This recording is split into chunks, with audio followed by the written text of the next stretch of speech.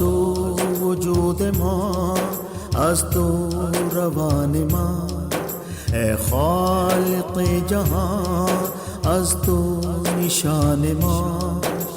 یا اللہ یا اللہ بردر سجود ماں، یا اللہ یا اللہ یا اللہ. تو بادشاہ عالم سلطان کائناتی، دنیا از جملہ فانی تنہا تو در ثباتی. دریاب باز مورا تو مالک حیاتی، ماغر کے بحر ہستی تو مصدر نجاتی. از تو وجود ماں از تو روان ماں، اے خالق جہاں از تو نشان ماں. یا اللہ یا اللہ بردر سجود ماں، یا اللہ یا اللہ یا اللہ یا اللہ. بسم اللہ الرحمن الرحیم. نور قرآن کے ساتھ طاہر بخاری آپ سے مخاطب ہے. ناظرین، احادیث کی کتب اور بالخصوص ترمذی نے اس بات کو ذکر کیا اور حضرت انس نے اس کو روایت کیا کہ نبی اکرم رسول محتشم صلی اللہ علیہ وسلم نے فرمایا کہ بہت سے پراگندہ بالوں والے اور بوسیدہ کپڑوں والے، جن کو لوگ ان کے ظاہری احوال کی وجہ سے اپنے دروازوں سے دھتکار دیتے ہیں، لیکن اللہ کے نزدیک ان کی قدر و منزلت کا یہ عالم ہوتا ہے کہ اگر وہ کسی بات پر اللہ کی قسم اٹھا لیں تو اللہ اس کی قسم پوری کر دیتا ہے. لو اقسم علی اللہ، کہ اگر وہ اللہ کو قسم دے دیں. صحابہ کا ذوق بھی کمال تھا. وہ طلب اور تڑپ اور جستجو میں لگ گئے کہ ایسا ممکن نہیں ہے کہ نبی اکرم صلی اللہ علیہ وسلم کسی شخص کا ایسا نقشہ کھینچیں اور وہ ہماری صفوں میں موجود نہ ہو. تلاش کے بعد بالآخر وہ اس ہستی تک پہنچ گئے اور وہ تھے حضرت برا بن مالک. صحابہ کرام کسی مشکل وقت میں، کٹھن مرحلے میں، جب کہیں معاملہ مشکل ہوتا نظر آتا تو وہ ان کی خدمت میں حاضر ہوتے.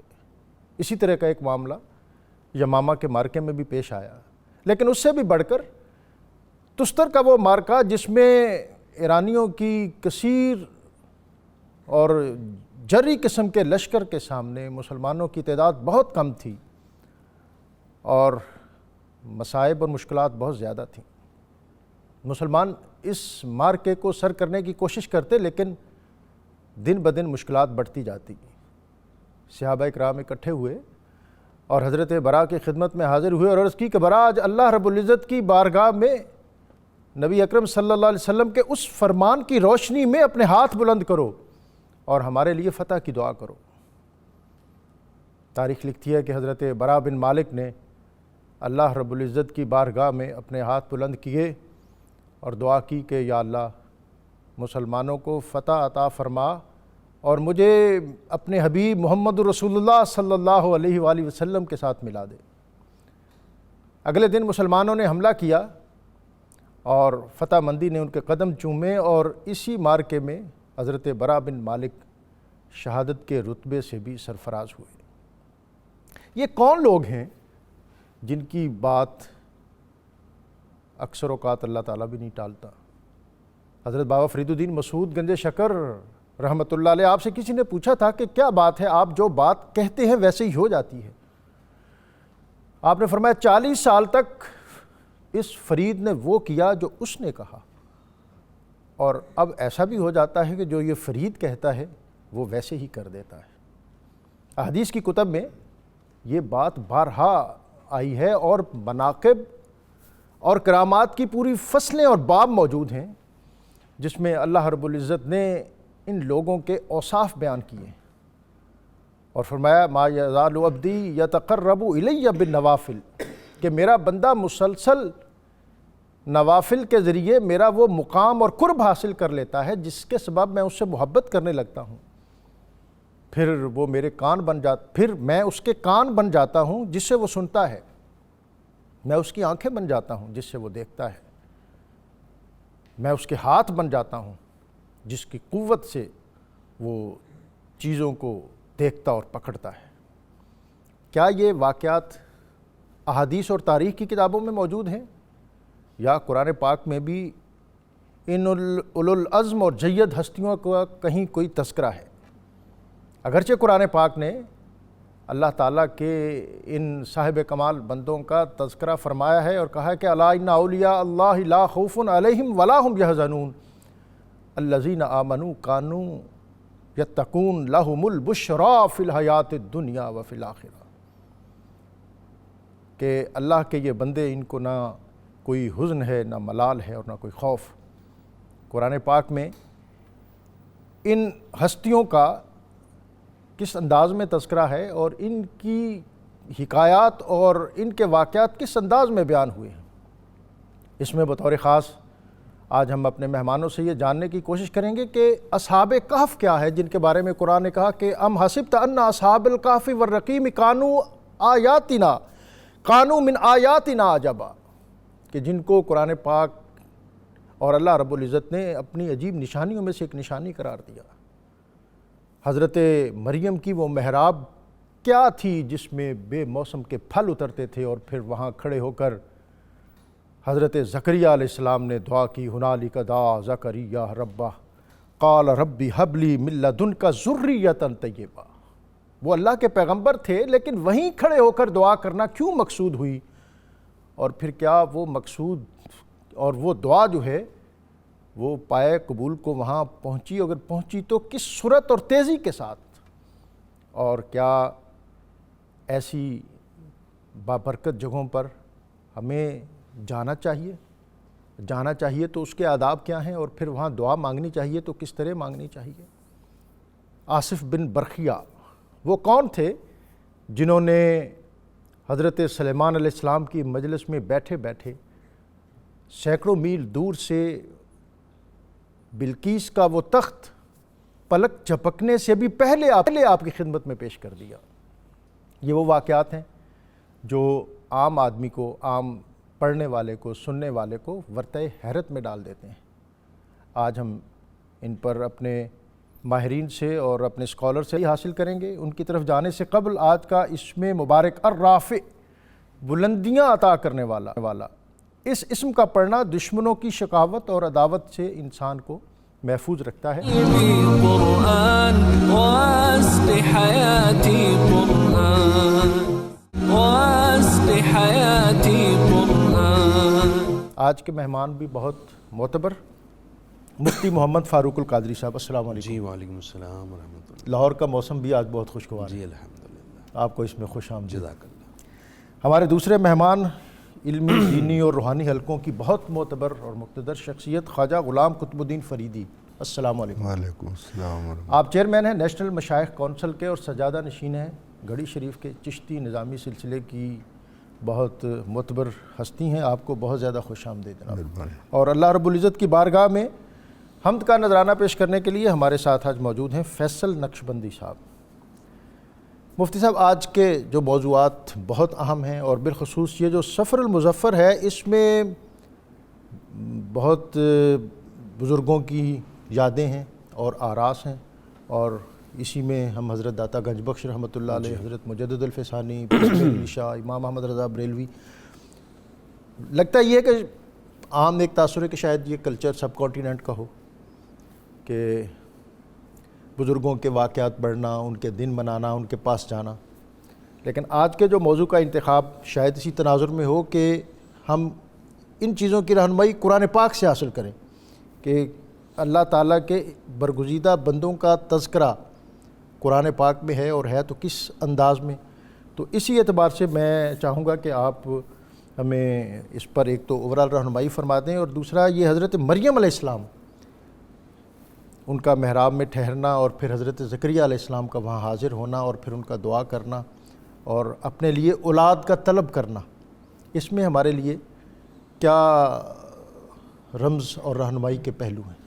بسم اللہ الرحمن الرحیم۔ بطور خاص جو آپ نے اشارہ کیا، یقیناً یہ بات سمجھنے کی ضرورت ہے کہ اولیاء، صالحین اور پاکان امت اور برگزیدہ ہستیوں کا تذکرہ یہ امت کا یا انسانوں کا خود ساختہ طرز عمل نہیں ہے، بلکہ اس کی رہنمائی قرآن نے کر دی ہے۔ سبحان اللہ۔ اور وہ رہنمائی پریکٹیکلی انداز میں یوں کی گئی کہ قرآن مجید میں متعدد اولیاء اور اللہ تعالیٰ کے بندگان خاص کا تذکرہ جاں فضا موجود ہے، ان کے عظمت و فضائل بیان ہیں، ان کی زندگی کے سنہری نقوش کا بیان ہے، اور ان کی سیرت کے اہم ترین حصوں کا تذکرہ ہے۔ یعنی یہ موضوع آج کے اعتبار سے میں سمجھتا ہوں بہت اہم ہے۔ ہم سمجھتے ہیں کہ شاید یہ تذکرے کسی لمحہ موجود میں یا عہد حاضر کی ہی کہیں پروڈکشن اور پیداوار ہے، جی ایسا نہیں، لیکن آج آپ جو بات کر رہے ہیں یہ اس کا براہ راست لنک قرآن مجید سے ہے۔ سبحان اللہ۔ قرآن مجید نے ہمیں ایک ماڈل دے دیا ہے کہ یہ ہستیاں ہیں جن کا ہم صراط الذین انعمت علیہم، ہر نماز میں ہم یہ التجا کرتے ہیں، مالک جن پر تیرا انعام ہے ان کا راستہ ہمیں دکھا اور اس پر چلا۔ سبحان اللہ۔ اب ظاہری بات ہے انعام یافتگان کا تذکرہ کرنا قرآن مجید کا مطلوب ہوگا، اور قرآن مجید نے ان کا ذکر کیا بھی۔ سبحان اللہ۔ یہ ماہ سفر، اس کو ہم ماہ اولیاء بھی کہہ سکتے ہیں، کیونکہ اس میں بہت سارے جن میں آپ نے نام بھی ذکر کیا اولیاء کرام کی نسبت ہے۔ تو اسی نسبت کی بدولت الحمدللہ آپ نے بڑے خوبصورت موضوع کا انتخاب کیا۔ تو آج ہم ذکر کرنے لگے ہیں قرآن مجید میں جن مقدس ہستیوں کی کرامات کا ذکر ہے، اولیاء کا تذکرہ۔ ان میں حضرت مریم سلام اللہ علیہا، جو حضرت عیسیٰ علیہ السلام کی والدہ ماجدہ محترمہ ہیں، ان کا قرآن مجید میں 34 مرتبہ اللہ رب العالمین نے ذکر فرمایا۔ واہ سبحان اللہ۔ اسی سے اندازہ لگا لیجیے، ایک سورہ کو منسوب کیا، منسوب بھی انہی کے نام سے کیا گیا، اور ان کا اس کثرت سے ذکر آنا اولیاء کرام کے کثرت سے ذکر کرنے پر ایک بین دلیل ہے۔ حضرت مریم سلام اللہ علیہا کی والدہ ماجدہ کا نام تھا حنہ، اور والد گرامی کا نام تھا عمران، جن کی نسبت سے سورہ آل عمران بھی قرآن مجید میں ہے۔ حضرت حنہ والدہ ماجدہ حضرت سیدہ مریم نے ایک منت مانگی کہ اللہ جو مجھے اولاد دے گا میں اس کو بیت المقدس کی خدمت کے لیے وقف کر دوں گی۔ خواہش تھی کہ بیٹا ہوگا اور خدمت کرے گا، لیکن بیٹی ہو گئی۔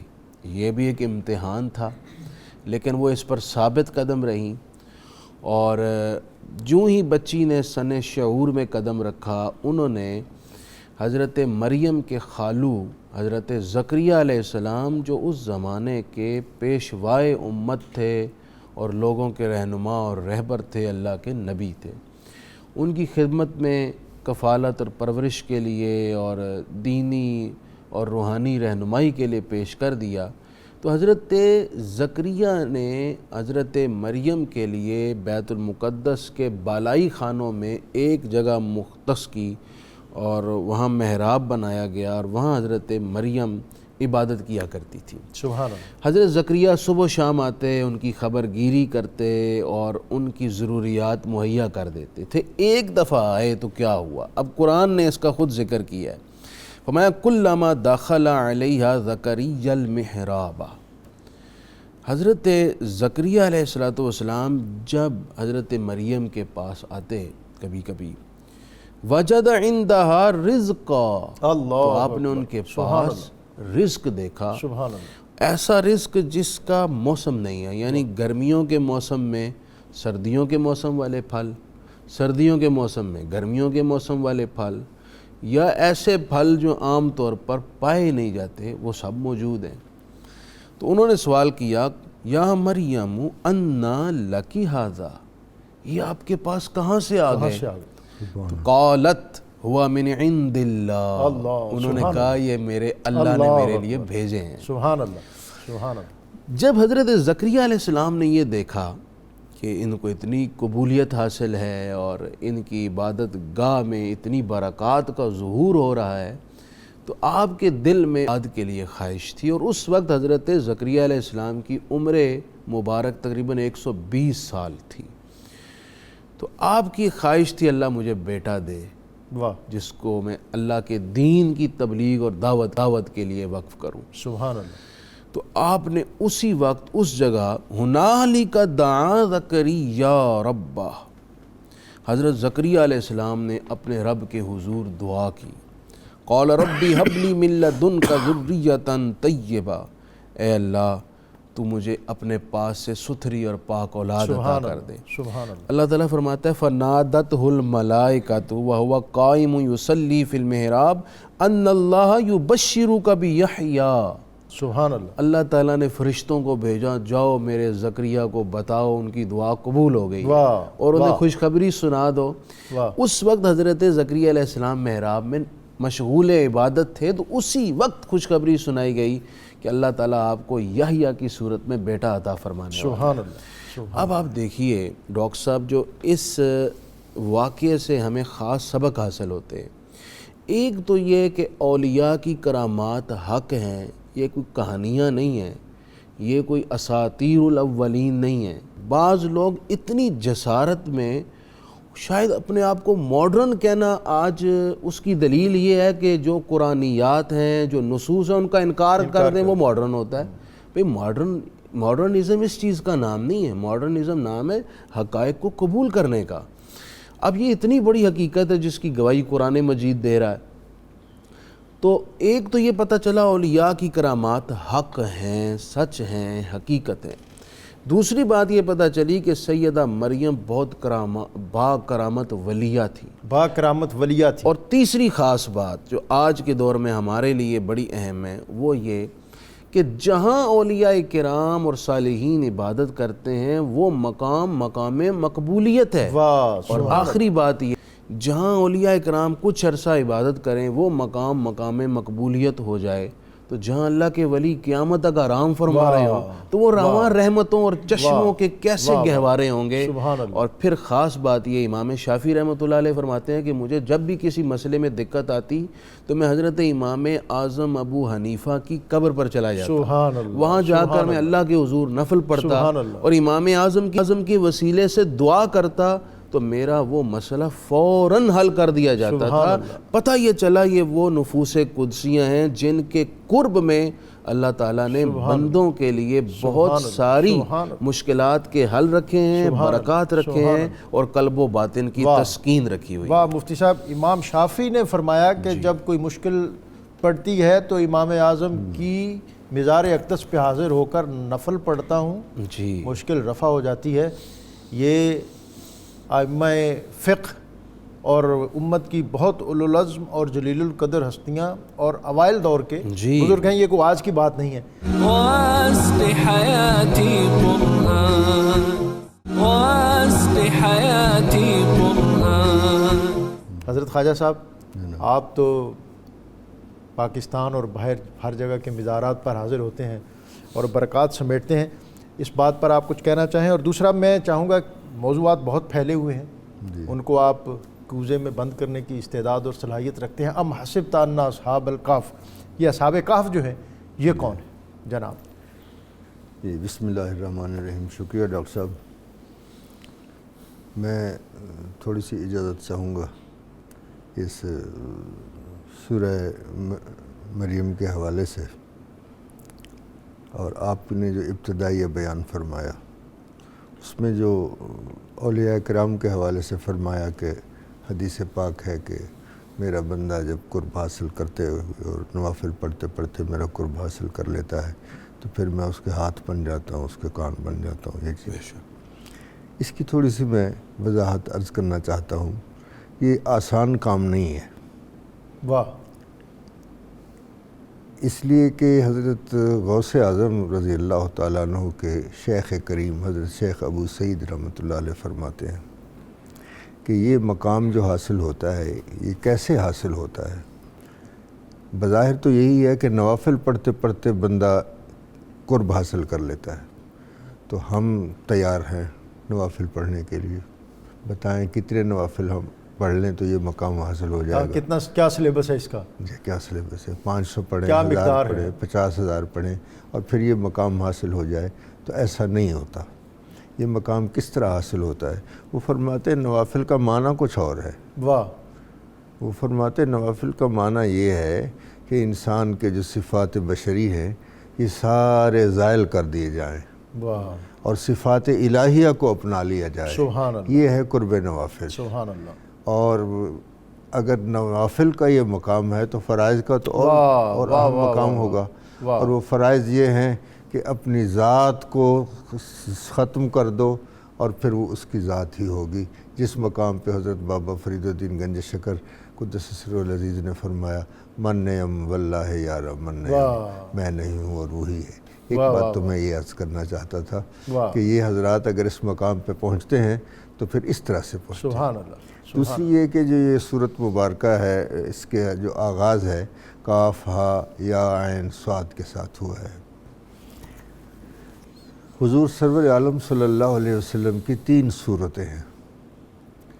ایک صورت بشری ہے، ایک صورت ملکی ہے، ایک صورت حقی ہے. سبحان اللہ. تو وہ جب خطاب فرماتا ہے تو مختلف صورتوں میں فرماتا ہے. جب صورت بشری میں خطاب فرماتا ہے تو پھر اس صورت میں قل انما انا بشر مثلکم. اور صورت ملکی جو ہے وہ یہ ہے کاف ہا یا عین صاد، یہ فرشتہ لے کر آتا ہے. اور ایک صورت حقی ہے کہ جس میں وہ فرماتا ہے حضور سرور عالم صلی اللہ علیہ وسلم فرماتے ہیں کہ انا بیت عند ربی هو یطعمنی و یسقینی، میں رات بھی اپنے رب کے پاس گزارتا ہوں، وہ ہمیں طعام بھی کھلاتا ہے، کھلاتا بھی ہے اور پلاتا بھی ہے. تو یہاں جو خطاب ہے کاف ہا یا عین صاد یہ صورت ملکی میں ہے.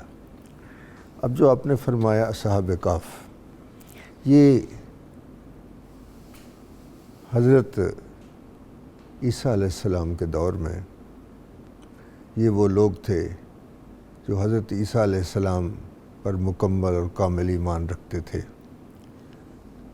وہ بادشاہ وقت جو تھا وہ بڑا ظالم اور جابر تھا.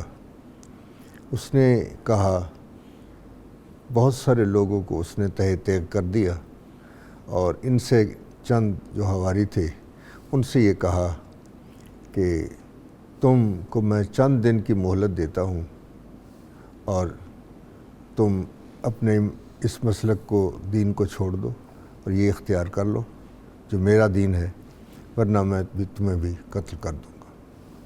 یہ روانہ ہوئے، نکلے اور ایک غار میں جا کے داخل ہو گئے. جب اس کو پتہ چلا کہ یہ لوگ غار میں ہیں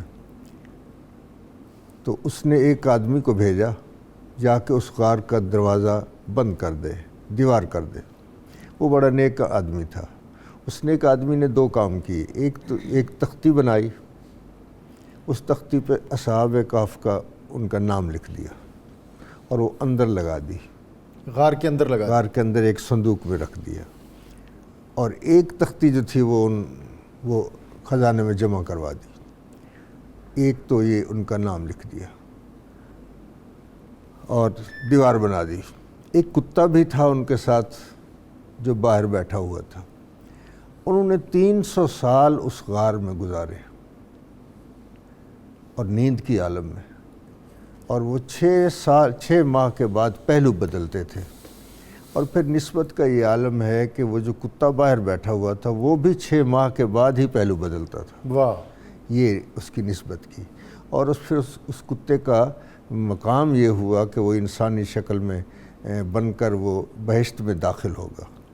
حضرت شیخ سعدی علیہ رحمت نے فرمایا کہ پسر نوح بابداں بنشست خاندان نبوتش گم شد. حضرت نوح علیہ السلام کا بیٹا برے لوگوں کی صحبت میں بیٹھا، اس کا خاندان نبوت گم ہو گیا. اور سگے اصحاب کاف روزے چند پائے مردم گرفت مردم شد.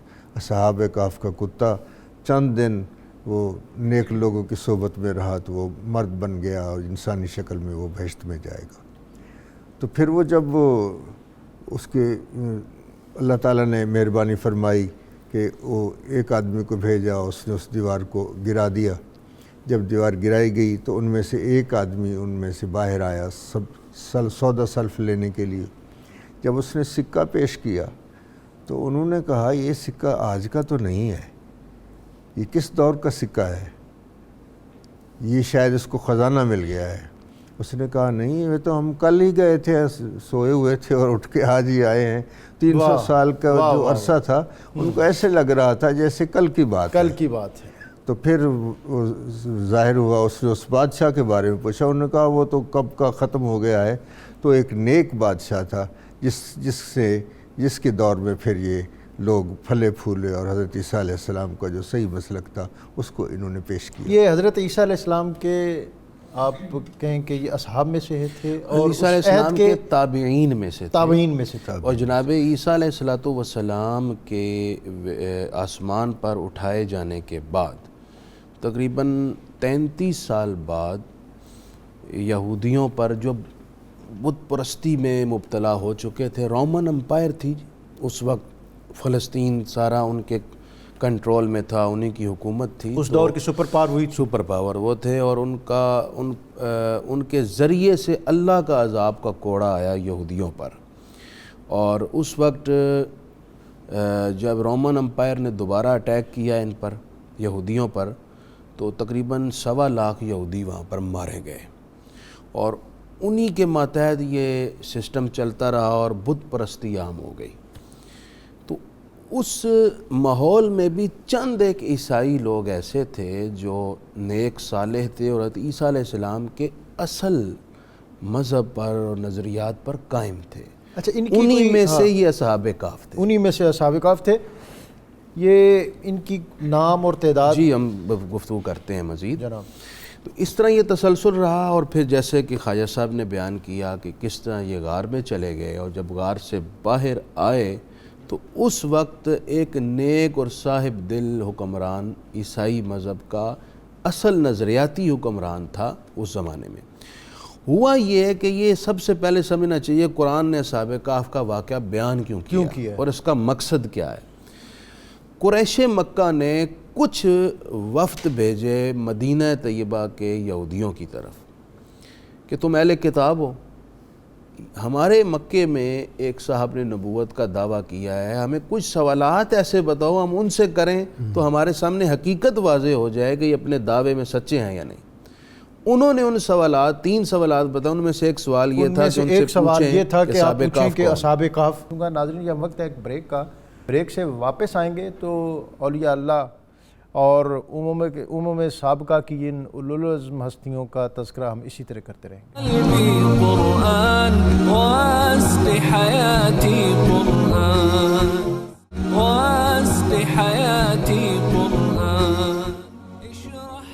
نور قرآن میں آپ کو ایک مرتبہ پھر خوش آمدید۔ آج ہم قرآن پاک کی آیات کی روشنی میں اولیاء اللہ کا تذکرہ کر رہے ہیں۔ اب ابتدائی طور پر ہم نے حضرت مریم اور حضرت زکریہ علیہ السلام، اور اب ہم سورہ کہف کی روشنی میں اصحاب کہف، اور بریک پہ جانے سے قبل طارق صاحب نے یہ سوال کیا تھا کہ اصحاب کہف جو ہیں ان کی تعداد کتنی ہے اور ان کے نام کیا ہیں، اور ان ناموں کے خواص اور برکات یہ بھی لوگ جاننا چاہتے ہیں کہ ہم بالخصوص جیسا حضرت خواجہ صاحب نے قاف ہا یا عین صاد سورہ مریم کی ابتدا جو ہے اس سے ان کے جو یہ اسماء ہیں یا یہ حروف ہیں ان کو بہت زیادہ ہم اس کی فضیلتیں ہیں، برکتیں ہیں، اسی طرح جو اصحاب کہف ہیں یہ۔ اچھا، اس پہ نام تعداد اور نام ذکر کرنے سے پہلے میں یہ عرض کر دوں کہ جب اصحاب کہف اٹھے اور ایک واقعہ جیسے خواجہ صاحب نے بھی بیان کیا، وہ سارا واقعہ پیش آیا، تو پھر واپس وہ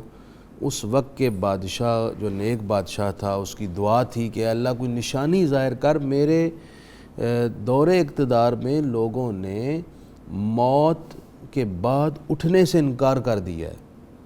تو اللہ تعالیٰ نے اس کی دعا قبول کی اور اصحاب کہف کو اٹھا دیا قبروں سے۔ واہ واہ واہ، وہ باہر آئے اور لوگوں میں مشہور ہو گئی، وہ تختیاں بھی نکل آئیں جن پر ان کے نام لکھے تھے اور سارا واقعہ درج تھا۔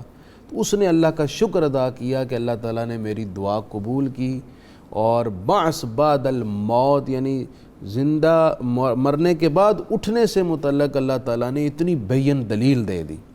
پھر اصحاب کہف دوبارہ غار میں چلے گئے، وہیں ان کی اللہ تعالیٰ نے روحیں قبض کروا لیں فرشتوں کو بھیج کر، اور پھر اسی غار کے اندر ان کی قبور بنا دی گئیں، تدفین ہوئی، اور وہاں پھر بیدہ روس جو بادشاہ تھا اس نے وہاں پر مسجد بنوائی، لوگ وہاں پر سالانہ آ کر ایک عرس کی شکل میں ایک پروگرام کرتے تھے اور وہاں نماز بھی پڑھی جاتی تھی، اور آج بھی اس مسجد کے آثار موجود ہیں۔ سبحان اللہ، سبحان اللہ۔ اب رہی یہ بات، اچھا دوسری میں نے وہ جو حدیث پاک ذکر کی ہے کہ سوال تھا مشرکین کی جانب سے یہودیوں کے سے پوچھ کر کہ اصحاب کہف کون ہیں، انہوں نے سوچا اگر یہ سچے نبی نہ ہوئے تو ان کی حقیقت کا پردہ اگر کوئی الہامی اللہ تعالیٰ رہنمائی نے نہ ہوئی اس تو وقت جواب نہیں سورہ دے کہف سکتے۔ کو نازل فرما کر سارے واقعے اصحاب کہف بیان کر دیا۔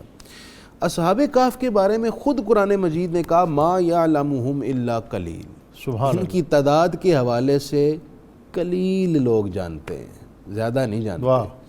سیدنا عبداللہ بن عباس رضی اللہ تعالیٰ عنہما جو شاگرد رشید ہیں اللہ کے پیارے رسول صلی اللہ علیہ وسلم کی امت کے سب سے بڑے مفسر ہیں، وہ فرماتے ہیں ان قلیل لوگوں میں سے ایک میں بھی ہوں۔ واہ واہ واہ اور آپ نے فرمایا کہ وہ 7 لوگ تھے اور 8واں ان کا کتا تھا۔ واہ۔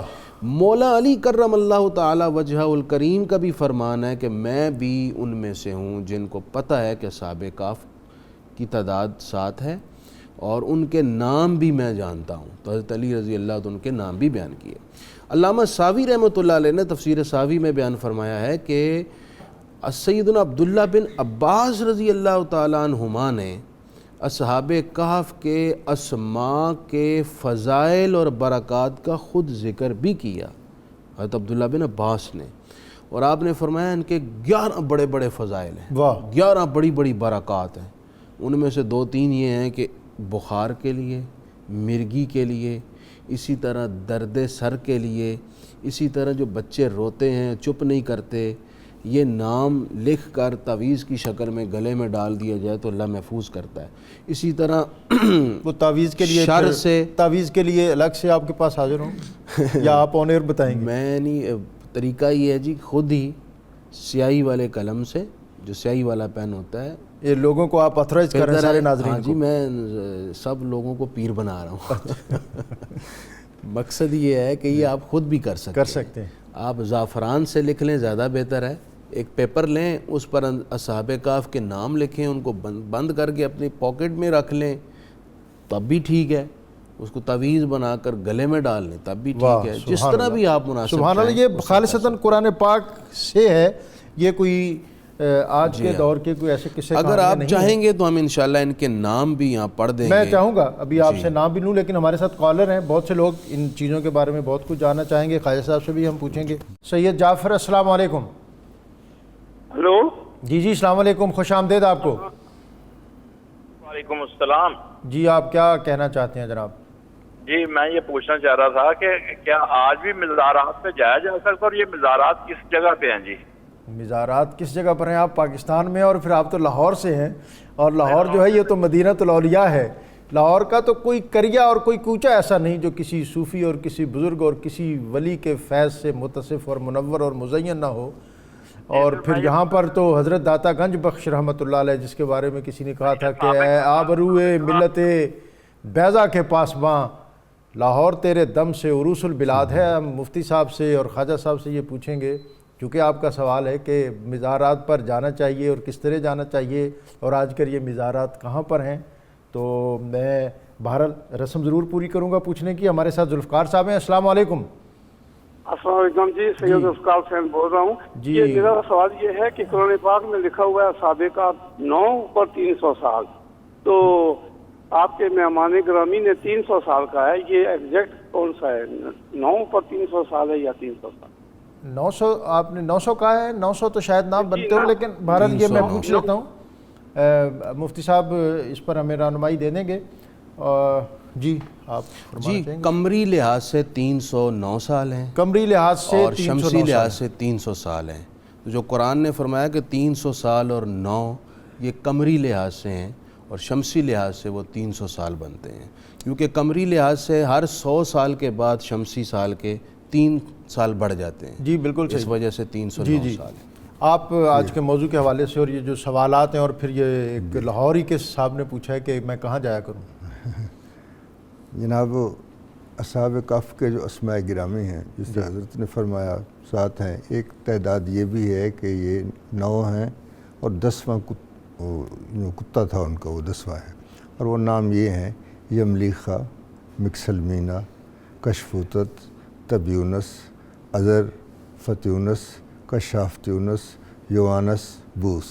واہ، یہ 9 نام تھے اور 10واں ان کا یہ آپ تعویذ دیتے ہیں یا دم کرتے ہیں پڑھ کے؟ دونوں چیزیں ہوتی ہیں، دونوں کرتے ہیں، دونوں واہ چیزیں ہوتی ہیں۔ کیا ہوئے۔ اور یہ ایک اس کی ایک تاثیر یہ بھی تھی کہ پہلے دور میں جب وہ خط لکھتے تھے جی تو بعض اوقات ڈاک گم ہو جاتی تھی، تو اس کا بھی ایک طریقہ تھا کہ اس کے ایک کونے پہ کتمیر لکھ دیتے تھے تو وہ ڈاک گم نہیں ہوتی۔ واہ واہ یہ واہ صاحب کے کاف کے کتے اچھا، کا ویسے بھی ہے۔ اس آپ کے جو آپ نے نسخہ بتایا، اس کی پچھلے دور میں ضرورت ہوتی ہوگی، جی، میں سمجھتا ہوں آج کے دور میں بھی ضرورت ہے آج کے دور میں بھی ضرورت ہے۔ کہ آپ جو خط پوسٹ کریں۔ آج کل مطلب وہ رواج نہیں رہا، لیکن پہلے ایسا ہوتا تھا ہوتا کہ کتمیر لکھ دیتے تھے، تو یہ اس یعنی خط کا پہنچ جانا، خط کا پہنچ جانا۔ جو ہمارا اپنا سسٹم ہے اس کے تحت یہ بھی ایک بڑی بات ہے۔ جی، اب تو خط آنے لگے، شاید کہ خط آنے لگے۔ جی یہ ہمارے ساتھ کالر ہیں۔ السلام علیکم حبیب صاحب، السلام علیکم۔ سلام جی خوش آمدید۔ جی جی آپ کیا کہنا چاہتے ہیں جناب؟ جی ڈاکٹر حبیب شاہ جی حبیب شاہ صاحب، میرا جی سوال یہ تھا کہ اصحاب کہف کا جو ہے وہ اس ٹائم وہ مزار جو ہے وہ کون سی پہاڑی ہے جس میں یہ آپ حرام فرما رہے ہیں؟ جی یہ ابھی آپ ہمارے مہمان بتائیں گے۔ ایک اور کالر ہے ہمارے ساتھ۔ السلام علیکم۔ جی وعلیکم السلام۔ جی رحیم بخش صاحب، خوش آمدید آپ کو۔ وعلیکم السلام۔ جی سر، نور الحق قادری سے سوال ہے کہ سورہ کہف کے جو اس نے 10 آیات بتائے تھے اگلے پروگرام میں، وہ کہاں سے پڑھنے چاہیے اور اس کے فائدے کون سے ہیں؟ سورہ کہف کی جو آیات بتائی گئی ہیں وہ کون سی ہیں اور کب پڑھنی چاہیے؟ جی رائنا ہے ہمارے ساتھ ایک اور کالر۔ السلام علیکم۔ ہیلو السلام علیکم۔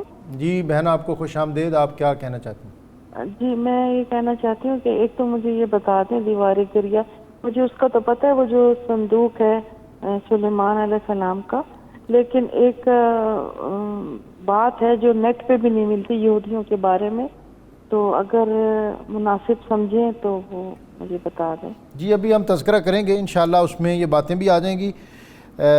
ہمارے پاس وقت کم ہے، اب اگر ہم اصحاب کہف اور ان کے جو مختلف فضائل ہیں انہی پہ بات کرتے رہیں، میں آپ سے یہ جو آصف بن برخیاں ہیں جی، اور پھر جو حضرت سلمان علیہ السلام کا تخت، جو حضرت سلمان علیہ السلام کی خدمت میں انہوں نے تخت پیش کیا جی، بلقیس کا، جی، میں چاہوں گا کہ بہت ذرا اختصار سے آپ جو اس واقعے کا مغز ہے اور سبق ہے وہ ہمیں عطا فرمائیں۔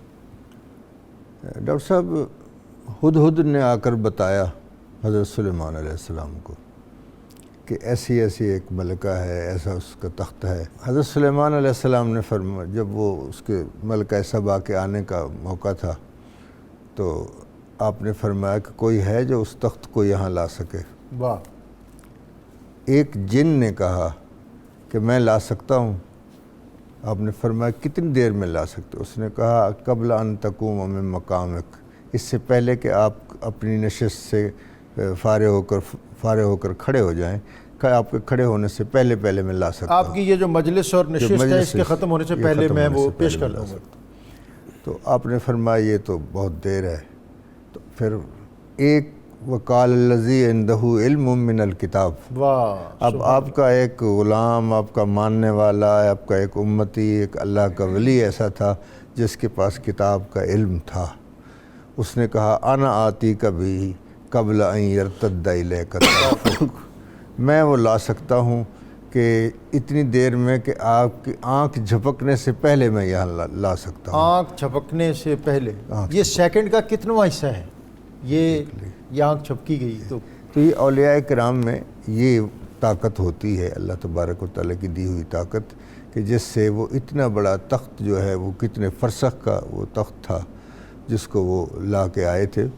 اور جب وہ چلتے تھے تو سلیمان علیہ السلام کے لشکر چلتا تھا تو ایک چیونٹی جو ہے وہ اس کی جو سردار ہے وہ اپنی دوسری چیونٹیوں سے کہہ رہی ہے کہ اپنی بلوں میں داخل ہو جاؤ، سلیمان علیہ السلام کا لشکر تمہیں روند نہ دے۔ اللہ اکبر۔ تو فتبسم ضاحکا من قولہا، حضرت سلیمان علیہ السلام نے تبسم فرمایا اور داہکن ذرا آواز کے ساتھ ہنس کر آپ نے دیکھا کہ یہ کیسے چونٹی.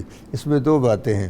ایک تو یہ کہ وہ چونٹی بھی جس کی نسبت حضرت سلیمان علیہ السلام سے ہے اس کے اندر یہ صلاحیت موجود ہے, وہ سمجھ بھی سکتی ہے اور رہنمائی بھی کر سکتی ہے. اور دوسری بات یہ ہے کہ جو قوم کا سردار ہوتا ہے وہ وہی ہوتا ہے جو قوم کی حفاظت بھی فرمائے, وہ حفاظت بھی کر رہے ہیں. حضرت خواجہ نظام الدین اولیاء یا حضرت بابا فرید الدین کا شاید واقعہ ہے کہ ان کی خدمت میں کسی نے اپنے دوست کی بدخوائی کا ذکر کیا تو آپ نے فرمایا کہ اس کو معاف کر دو, اس لیے کہ اگر اس کے کانٹوں کے جواب میں تو نے بھی کانٹے ہی بکھیرے تو اللہ کی یہ سرزمین کانٹوں سے بھر جائے گی. یہ صوفیہ کا بنیادی طرہ امتیاز ہے. تصوف اور کرامات صوفیہ اور کرامات اولیاء اور اولیاء کے حوال ہمیں محبت, امن اور رواداری کا درس دیتے ہیں.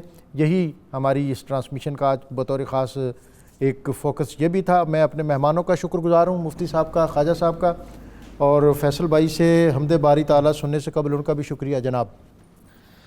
اللہ اللہ اللہ اللہ کوئی تو ہے جو نظام ہستی, کوئی تو ہے جو نظام ہستی چلا رہا ہے وہی خدا ہے, چلا رہا ہے وہی خدا ہے.